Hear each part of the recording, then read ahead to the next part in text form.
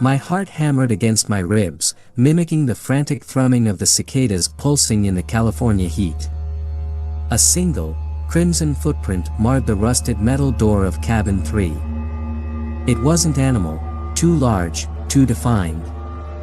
A sick feeling bloomed in my gut, a primal fear that resonated with the shadows clinging fiercely to the decaying wood. We were supposed to be having a carefree weekend getaway. Me, Sarah, Emily, and Mark, high school friends reunited in the crumbling carcass of Camp Nightingale, a place we hadn't set foot in for 10 years. 10 years since the accident. Back then, I was the resident scaredy cat, terrified of the dark and haunted by rumors of a vengeful Native American spirit trapped within the camp's boundaries. As a skeptic now, a budding journalist specializing in debunking urban legends, the bloody footprints screamed something more sinister. Human. Looks like we've got ourselves a murder mystery, chirped Sarah, ever the optimist. Her chirp did little to ease the prickling sensation creeping up my spine. There was tension in the air, something beyond the oppressive weight of the abandoned camp. Old rivalries simmered beneath the surface, particularly between Sarah and Emily, who had vied for Mark's affections back in the day. Mark, typically nonchalant, now wore a frown creasing his brow. Maybe it's an animal, a bear maybe. He offered, but the lack of conviction hung heavy. Ignoring the rising panic, I pulled out my phone, the signal bars mockingly blank. This camp was truly isolated, nestled deep within the Redwood National Park. We should split up, Sarah declared, her voice echoing in the stillness. See if we can find any clues or other footprints. A flicker of fear momentarily marred her usual bright eyes. We agreed, a nervous energy propelling us apart. I found myself drawn towards the mess hall, drawn by a morbid curiosity. Inside, a single table stood untouched, 2 plates, one overturned, the other half full of what could have been pancakes. A scene frozen in time, just before, suddenly, the air shimmered, a distorted echo of laughter rippling through the room. A primal fear, deep-seated and familiar, rose in my throat. It wasn't the laughter of a vengeful spirit. It was the laughter of a predator relishing its hunt. Terror propelled me out of the mess hall, towards the familiar comfort of the main cabin. But it wasn't there. Sarah, Emily, and Mark were gone. The only sign of them was a single, bloody backpack lying open on the porch swing. Panic tightened its grip. Someone was playing a deadly game, one fueled by something far more terrifying than a ghost story. The next few hours were a blur of desperate searching and blood-curdling screams. I found Sarah, unconscious but alive, locked in a storage room. Emily wasn't so lucky. Her body lay in the amphitheater, a horrifying tableau of twisted limbs and a single, puncture wound in her throat. Then, a whisper brushed against my ear, raspy and cold. They disobeyed. A figure emerged from the shadows, gaunt and pale, his eyes gleaming with an unsettling hunger. He held a syringe, dripping with a blood-red liquid. My blood ran cold. This wasn't a ghost. This was a man who'd been lurking in the shadows, orchestrating this macabre play. He'd been the source of the strange laughter, the chilling echoes. He spoke of disobedience, not vengeance. He lunged with the syringe, his intent clear. But as I stumbled back, I noticed something, a faded park ranger badge peeking out from beneath his tattered shirt. This wasn't some random murderer. This was the park ranger, the one who'd found us after the accident 10 years ago. The realization hit me like a physical blow.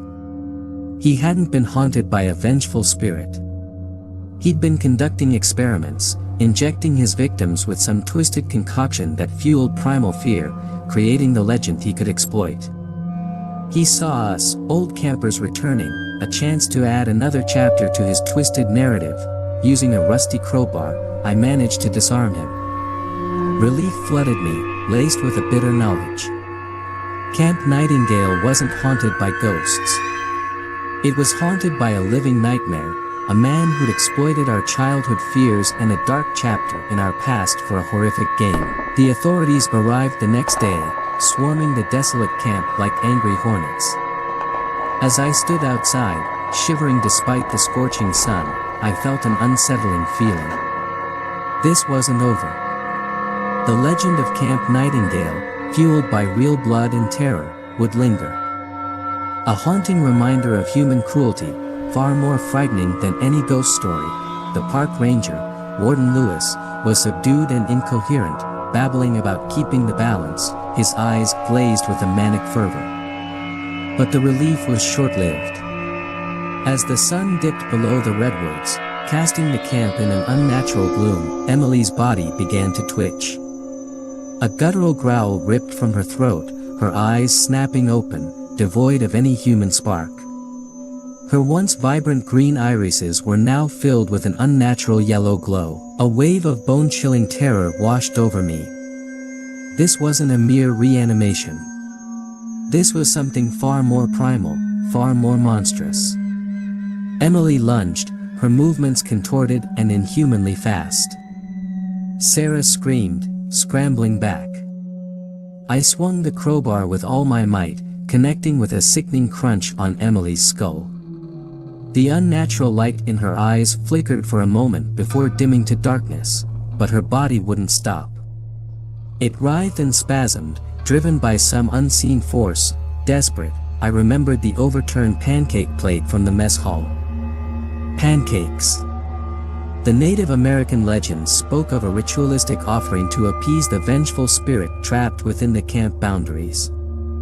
It felt ludicrous, but faced with this unnatural monstrosity, I was willing to grasp at any straw. We found a hidden compartment in the mess hall, filled with ancient artifacts and half-eaten offerings, old, petrified pancakes. With trembling hands, we made a fresh batch using ingredients from the camp's dusty pantry. It was a ridiculous act of faith, but under the watchful, glowing eyes of the possessed Emily, anything seemed possible. As we placed the offering on a makeshift altar of stones, the air crackled with an unseen energy. The wind picked up, whipping through the trees and sending shivers down my spine. A deep, resonating voice boomed through the camp, a guttural language that sent shivers down my spine despite not understanding a single word. Suddenly, the temperature plummeted. A thick fog rolled in, swallowing the camp in an unnatural darkness. Then, I saw it. A figure emerged from the mist, towering and skeletal, its eyes burning with an ethereal fire. It was the Native American spirit from the legend, its wrath palpable. But instead of attacking us, it turned on Emily's possessed form. The spirit shrieked, the sound a terrifying symphony of rage and despair. It lunged at Emily, its skeletal hand plunging into her chest. Black tendrils of energy erupted from the wound, wrapping around Emily, and dragging her screaming form back into the mist. Silence descended, heavy and oppressive. The temperature returned to normal, the fog dissipated, revealing only the remnants of our pancake offering in a bone-deep chill that permeated my very core. The spirit was gone, but at what cost? Warden Lewis was raving, his eyes permanently fixed on something only he could see. The spirit might have been appeased for now, but it had left its mark. The camp now held a tangible darkness, a chilling presence that whispered of pain and vengeance. The authorities took us away, our stories dismissed as trauma-induced hallucinations. But the truth, the horrific truth of the spirit and the twisted experiments of the warden, remained etched into our memories. We left Camp Nightingale a broken group, forever bound by the horrifying events and the knowledge that some darkness lingers, unseen but potent, waiting for the opportune moment to claim another victim. The aftermath was a blur of interrogations, hushed hospital visits, and a suffocating sense of paranoia. Sarah remained hospitalized, haunted by nightmares of Emily's glowing eyes. I couldn't shake the image of the skeletal spirit, its rage a tangible force. Sleep was a stranger, replaced by a constant vigil against the creeping shadows that seemed to follow me everywhere. Weeks bled into months, the promise of normalcy a cruel illusion. Then, the nightmares began. Vivid dreams of Camp Nightingale, the mist swirling thicker, the spirit's voice a constant, maddening whisper. It spoke of a debt, a balance that hadn't been fully restored. Sarah's screams echoed in my dreams, a constant reminder of our failure. One night, the dream morphed into a horrifying reality. Waking with a gasp, I found my apartment plunged into an unnatural darkness. The familiar hum of the city was replaced by an unsettling silence. A prickling sensation of unease crawled up my spine, culminating in a blood-curdling scream. There, in the corner of my room, stood the skeletal figure from Camp Nightingale. It wasn't a dream. The air crackled with a malevolent energy, the spirit's fiery eyes boring into mine. It raised a hand, its skeletal fingers dripping with a viscous black ichor. Panic turned to a desperate hope. "The offering," I croaked, my voice hoarse. "We made pancakes." The spirit remained impassive, its spectral form solidifying in my room. Then, a change. A guttural growl erupted from behind the spirit. A monstrous figure, a twisted amalgamation of Emily in the black tendrils that had consumed her, materialized out of the shadows. Its eyes, two glowing embers, locked onto mine. A horrifying realization dawned on me. The spirit wasn't appeased by Emily's destruction. It wanted a new vessel, one fueled by both its own rage and Emily's lingering essence. This grotesque monstrosity was its chosen form. Terror gave way to a primal urge to survive. Grabbing a nearby lamp, I smashed it on the floor, hoping to distract the creatures. The darkness pulsed with a red glow, illuminating a forgotten photo on my nightstand. It was a picture of us from our high school days, carefree and happy at Camp Nightingale. A desperate idea sparked in my mind. The spirit yearned for balance. Perhaps our connection to the camp, our shared history, could be used as an offering. With a trembling hand, I held the picture aloft, projecting it towards the creatures. "We were friends," I shouted, my voice raw with emotion. "The camp. It holds a piece of all of us. Take it." The spirit hesitated, the guttural growl from behind it intensifying. Then, with a deafening screech, it lunged for the picture. Black tendrils erupted from its skeletal form, wrapping around the photo, absorbing it into its being. The room plunged back into darkness. Silence, so profound it seemed to press down on my chest. A cold gust of wind swept through the room, carrying with it the chilling sensation of absence. Gone. Both the spirit and the monstrous Emily were gone. Dawn crept in, painting a weak light through my window. I was left shaken, battered, but alive. Yet, the victory felt hollow. The offering had worked, but at what cost? Had I merely delayed the inevitable? The answer came in the news that evening. A group of hikers had stumbled upon a gruesome scene deep within the Redwood National Park, a campsite ravaged, bodies contorted and torn, pancakes scattered around like a macabre mockery of an offering. The spirit was free, its hunger satiated for now, but its rage, its need for balance, remained ever present, and within me, a chilling certainty bloomed. Camp Nightingale wasn't just haunted. It was a doorway, a nexus of malevolent energy that could be reopened by anyone foolish enough to seek it out. The darkness lingered, waiting for its next victims, and the weight of that knowledge settled upon me like a physical curse. Sleep became a battlefield. The news reports of the slaughtered hikers played on a loop in my mind, each mangled body a grim testament to the spirit's growing power. The dreams returned, more vivid, more brutal.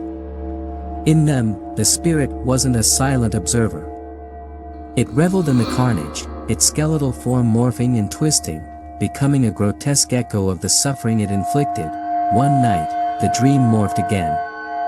This time, I found myself back in Camp Nightingale, the mist swirling thicker than ever.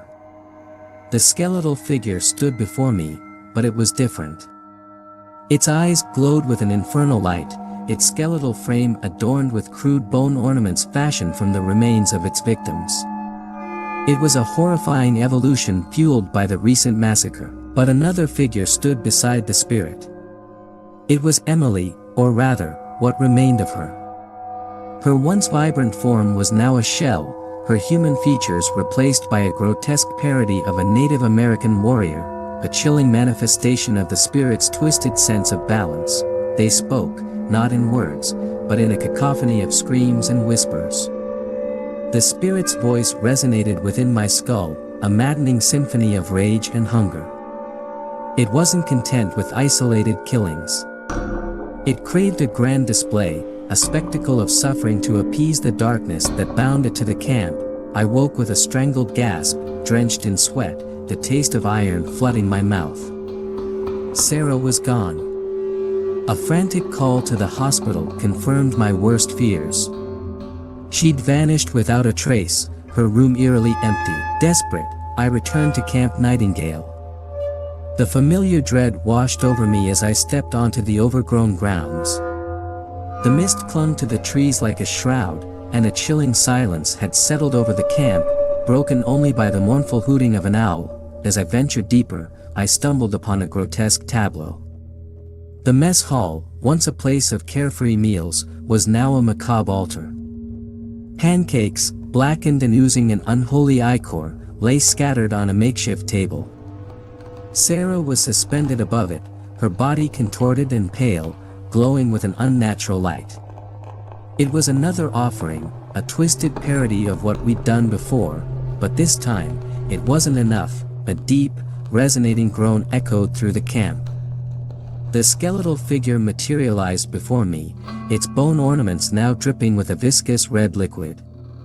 Emily, her spirit trapped in the grotesque shell, let out a chilling war cry. I was trapped.